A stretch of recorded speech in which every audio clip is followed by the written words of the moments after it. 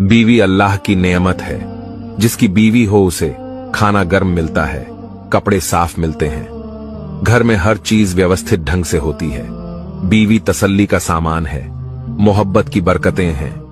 कपड़े प्रेस करती है, कपड़ों को फोल्ड करती है, बावर्चियों वाला काम करती है, घर की रखवाली करती है, वॉशरूम बाथरूम साफ करती है, झाड़ू पोंछा बर्तन साफ करती है।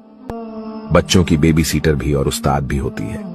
बेहतरीन दोस्त की तरह तसल्ली वह देती है, बेहतरीन सहारा बनती है, गम और खुशी में साथ देती है, और पता नहीं कितनी जिम्मेदारियां उठाती और निभाती है। एक बीवी का हिसाब लगाया जाए तो एक बीवी की 50 तनख्वाहें बनती हैं। जब वह यह सारे काम अपनी खुशी से करती है और शौहर से उसके बदले थोड़ी सी मोहब्बत, थोड़ी सी इज्जत और तारीफ की चाह रखती है। ख़वातीन का जो असल इस्लाम ने जिम्मेदारी लगाई है वो घर संभालना है। अच्छा, यहाँ भी लोग इसको तौहीन समझते हैं औरत की कि वो बच्चे पैदा करे और बच्चों को पाले। तो औरतें कहती हैं कि हम इस काम के लिए रह गए हैं, हम बच्चे पैदा करें और बच्चों को पालें, क्या हम ये काम है हमारा? तो वो समझते हैं कि ये बहुत घटिया काम है और मीडिया ने ऐसा बना दिया है।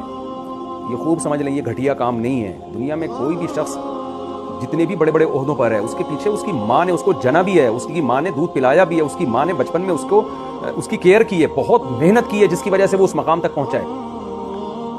तभी अल्लाह ताला ने माँ के सामने उफ करने पर भी पाबंदी लगाई है। यह है ना कि मर्दों में तमाम पैगंबर जितने भी आए मर्दों में आए हैं। अल्लाह ने औरत को यह मकाम नहीं दिया कि औरत को पैगंबर बनाया, लेकिन हर पैगंबर को जना किसी औरत नहीं है, और उस पैगंबर को अल्लाह ने हुक्म दिया कि ये तुम्हारी माँ है, इसके सामने तुमने उफ भी नहीं करना।